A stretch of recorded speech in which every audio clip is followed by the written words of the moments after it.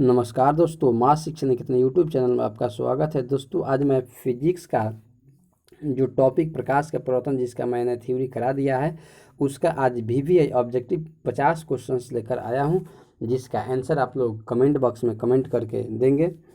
इसी के साथ मैं आप लोग बता दूं कि यदि वीडियो अच्छा लगे तो लाइक और सब्सक्राइब करना ना भूलें। तो दोस्तों, मैं आज लेकर चल रहा हूँ। पहला क्वेश्चन है प्रकाश का परावर्तन, रिफ्लेक्शन ऑफ लाइट का। पहला क्वेश्चन कहता है क्या, सुनिए। गोलीय दर्पण के परावर्तन पृष्ठ की वृत्ताकार सीमा रेखा का व्यास कहलाता है। इसका 4 विकल्प दिया गया है। मुख्य फोकस, वक्रता त्रिज्या, प्रधान अक्ष, गोलीय दर्पण का द्वारक। तो इसका सही आंसर जवाब दीजिए। आंसर होगा इसका डी, गोलीय दर्पण का द्वारक। नेक्स्ट क्वेश्चन रहा, दंत विशेषज्ञ किस दर्पण का उपयोग मरीजों के दांतों का बड़ा प्रतिबिंब देखने के लिए करता है? समतल दर्पण, अवतल दर्पण, उत्तल दर्पण, इनमें से सभी। तो दोस्तों, इसका सही आंसर हो जाएगा अवतल दर्पण। नेक्स्ट क्वेश्चन, यदि किसी बिंब का प्रतिबिंब का आवर्धन ऋणात्मक है तो उसे प्रतिबिंब की प्रकृति क्या होगी? तो दोस्तों, इसका विकल्प है वास्तविक और उल्टा, वास्तविक और सीधा, आभासी और सीधा, आभासी और उल्टा। तो इसका आंसर हो जाएगा, देखिए, आवर्धन जब ऋणात्मक है तो प्रतिबिंब वास्तविक और उल्टा बनेगा। इसका आंसर ए सही होगा। अगला क्वेश्चन, निम्नलिखित में कौन उत्तल दर्पण की फोकस दूरी है जिसकी वक्रता त्रिज्या 32 सेंटीमीटर है?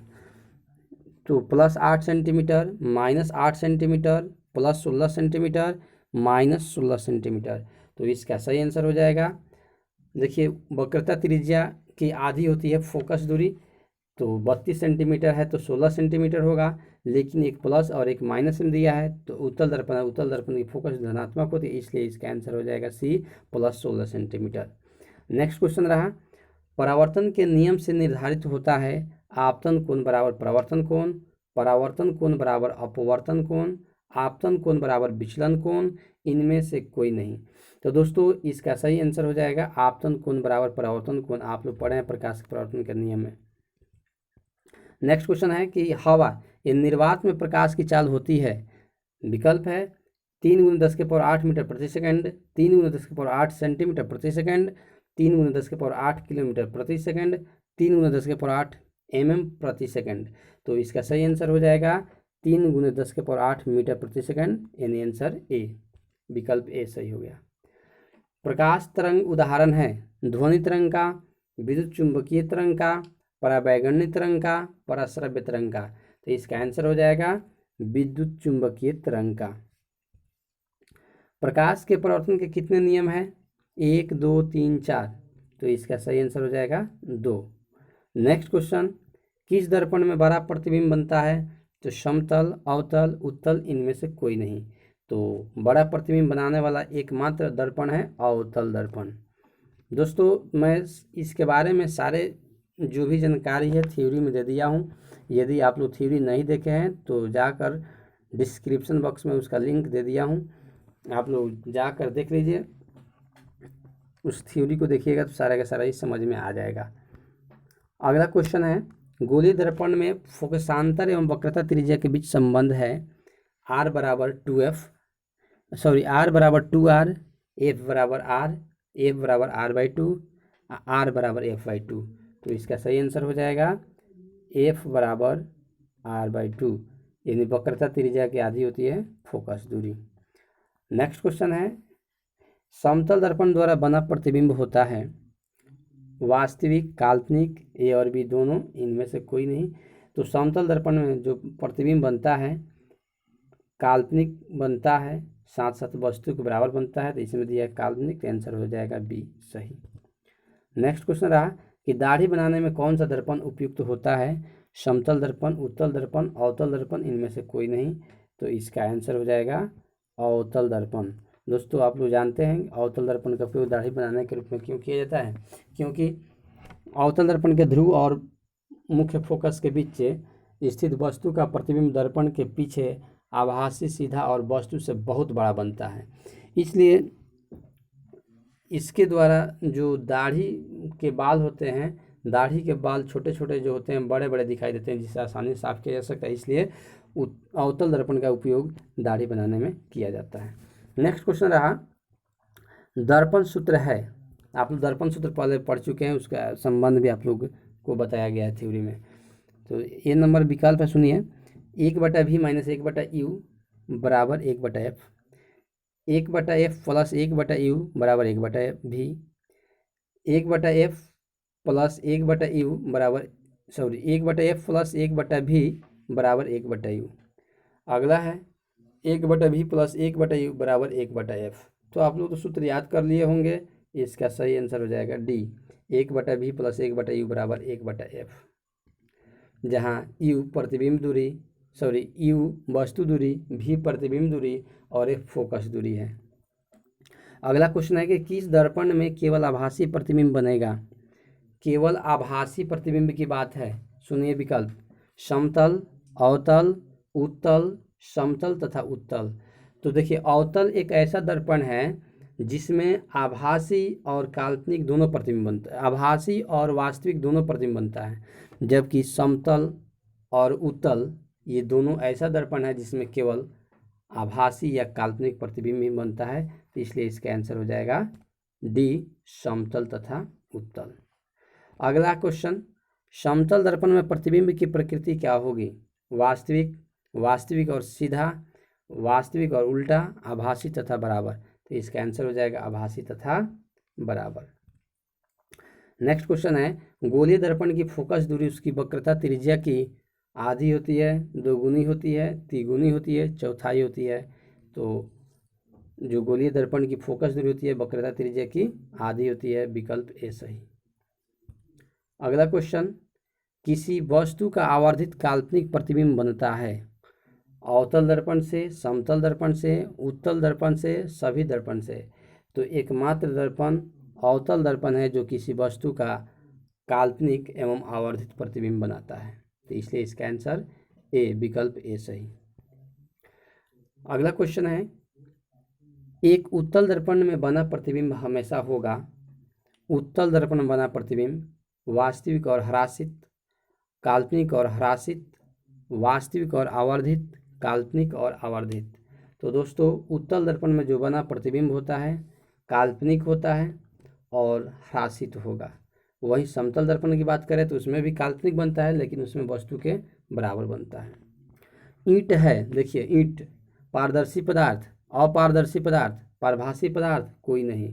तो ईंट के आर पर दिखाई नहीं देता है, इसलिए ईंट जो है आपका अपारदर्शी पदार्थ हो जाएगा।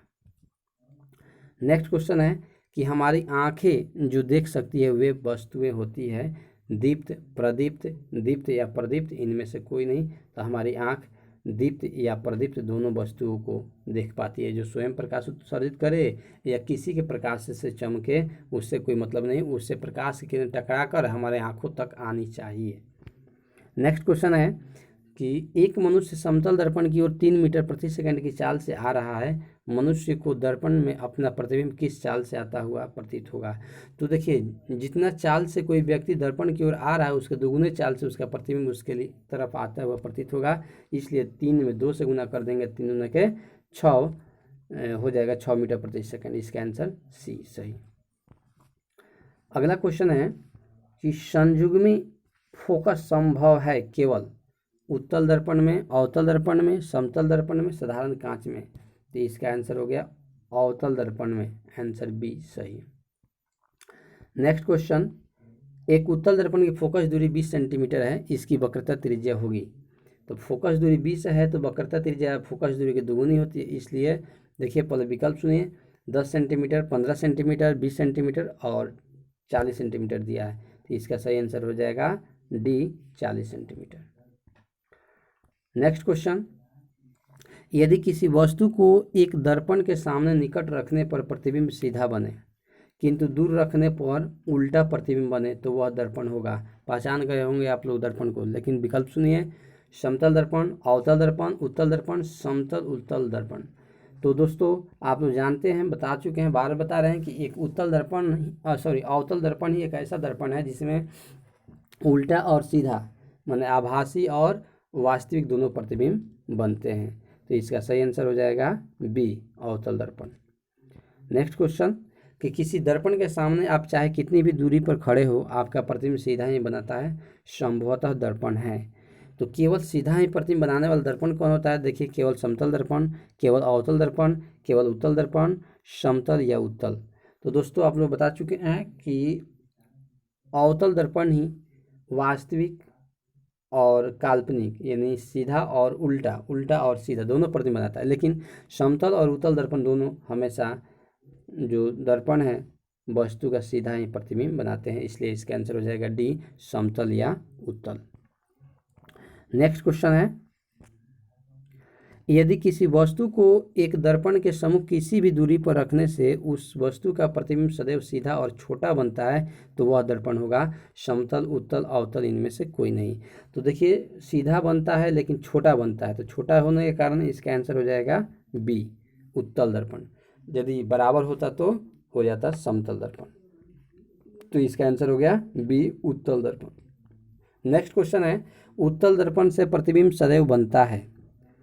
उत्तल दर्पण से सदैव प्रतिबिंब बनता है वक्रता केंद्र तथा फोकस के बीच, वक्रता केंद्र तथा अनंत के बीच, ध्रुव तथा फोकस के बीच, कहीं भी बन सकता है। तो इसका आंसर हो गया ध्रुव तथा फोकस के बीच, आंसर सी सही।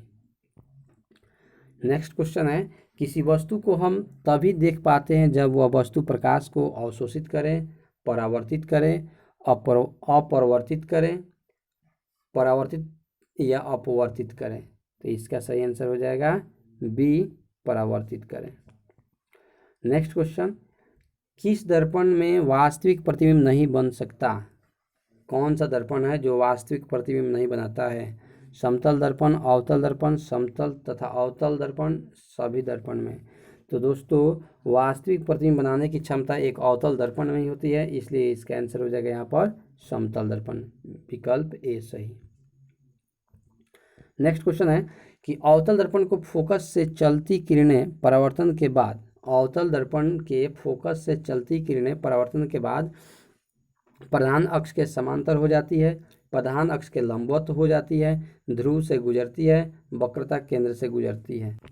हाँ तो दोस्तों देखिए, अवतल दर्पण के फोकस से चलती किरणें परावर्तन के बाद प्रधान अक्ष के समांतर हो जाती है। नेक्स्ट क्वेश्चन है, क्या समतल दर्पण में बने प्रतिबिंब को पर्दे पर उतार सकते हैं? हाँ, नहीं, निश्चित तौर पर कहना कठिन है, इनमें से कोई नहीं। तो इसका आंसर होगा नहीं, क्योंकि समतल दर्पण में बना प्रतिबिंब आभासी होता है, आभासी प्रतिबिंब को पर्दे पर नहीं उतारा जा सकता है। नेक्स्ट क्वेश्चन रहा 32 नंबर, देखिए, प्रकाश की एक किरण किसी समतल दर्पण पर 60 डिग्री का कोण बनाते हुए टकराती है तो उसका परावर्तन कोण होगा 60 डिग्री, 30 डिग्री, 45 डिग्री, 90 डिग्री। तो दोस्तों आप लोग जानते हैं आपतन कोण बराबर परावर्तन कोण होता है, इसलिए इसका आंसर हो जाएगा 60 डिग्री, यानी आंसर ए, विकल्प ए सही। समतल दर्पण में किसी वस्तु का प्रतिबिंब वास्तविक बनता है, आभासी बनता है, बड़ा बनता है, छोटा बनता है? तो दोस्तों आभासी बनता है। नेक्स्ट क्वेश्चन रहा, किसी वस्तु का अवतल दर्पण द्वारा बना प्रतिबिंब आभासी, सीधा तथा वस्तु से बड़ा पाया गया तो वस्तु की स्थिति कहाँ होनी चाहिए? मुख्य फोकस तथा वक्रता केंद्र के बीच, वक्रता केंद्र पर, वक्रता केंद्र से परे, दर्पण के ध्रुव तथा मुख्य फोकस के बीच। तो दोस्तों वस्तु को रखा जाएगा दर्पण के ध्रुव तथा मुख्य फोकस के बीच, यानी विकल्प डी सही है। निम्नलिखित में किस दर्पण द्वारा किसी वस्तु का वास्तविक प्रतिबिंब मिल सकता है? उत्तल दर्पण द्वारा, समतल दर्पण द्वारा, अवतल दर्पण द्वारा, इनमें से कोई नहीं। तो वास्तविक प्रतिबिंब प्राप्त करना है तो इसके लिए आंसर हो जाएगा सी, विकल्प सी, अवतल दर्पण द्वारा। अगला क्वेश्चन है, उत्तल दर्पण द्वारा बना प्रतिबिंब होता है हमेशा सीधा, हमेशा उल्टा, सीधा भी और उल्टा भी, इनमें सभी गलत है। तो उत्तल दर्पण द्वारा बना प्रतिबिंब होता है हमेशा सीधा, यानी विकल्प ए सही। अगला क्वेश्चन है, अवतल दर्पण में आवर्धित काल्पनिक प्रतिबिंब बनाने के लिए वस्तु को कहाँ पर रखा जाता है? फोकस पर, फोकस के अंदर, वक्रता केंद्र से परे, वक्रता केंद्र और फोकस के बीच। तो इसका आंसर हो जाएगा फोकस के अंदर, बी।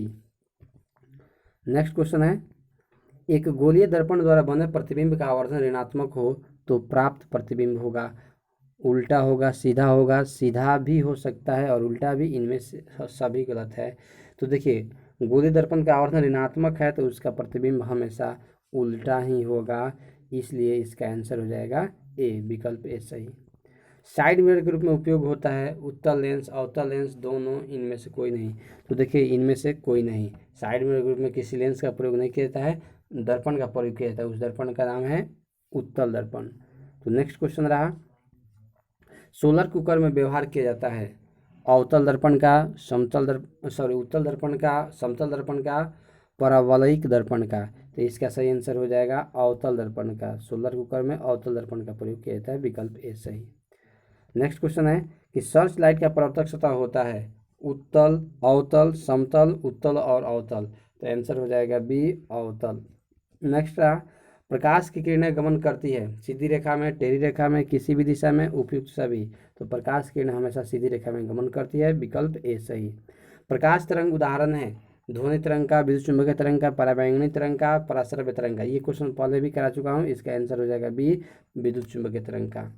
काल्पनिक प्रतिबिंब हमेशा सीधा होता है, औंधा होता है, उल्टा होता है, तिरछा होता है। तो काल्पनिक प्रतिबिंब हमेशा सीधा होता है। नेक्स्ट क्वेश्चन रहा, इसका आंसर ए सही हो गया।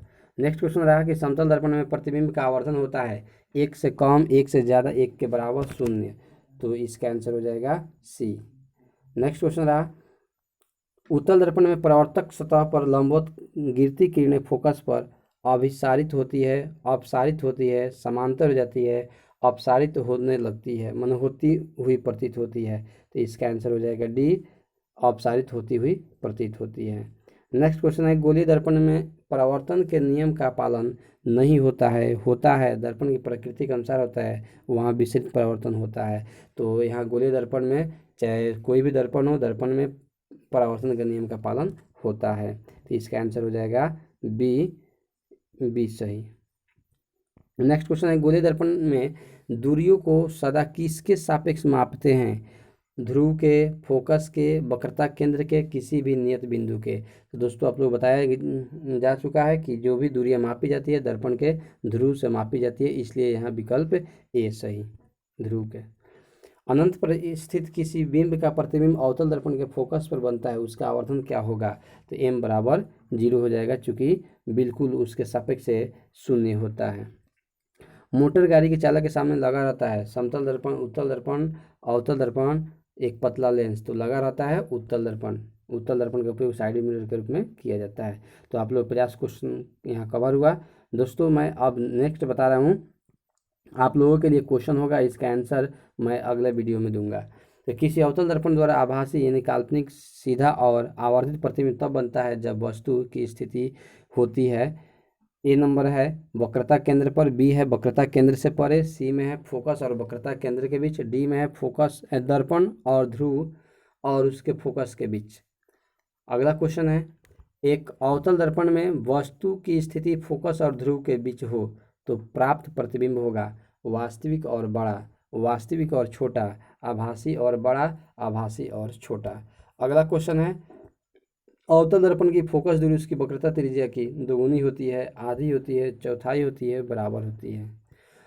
अगला क्वेश्चन, कहाँ पर स्थित होने से वस्तु का प्रतिबिंब अवतल दर्पण के फोकस पर बनता है? फोकस पर, वक्रता केंद्र पर, ध्रुव पर, अनंत पर। लास्ट क्वेश्चन है, निम्नलिखित में किसके द्वारा एक बिंदु स्रोत से समांतर किरण पुंज मिल सकता है? अवतल दर्पण, उत्तल दर्पण, ए और बी दोनों, इनमें से कोई नहीं। तो दोस्तों इन सभी 5 क्वेश्चनों का आप लोग आंसर कमेंट बॉक्स में दे सकते हैं। फिर अगले वीडियो में मिलेंगे। वीडियो अच्छा लगे तो फिर से करें लाइक, सब्सक्राइब करना ना भूलें।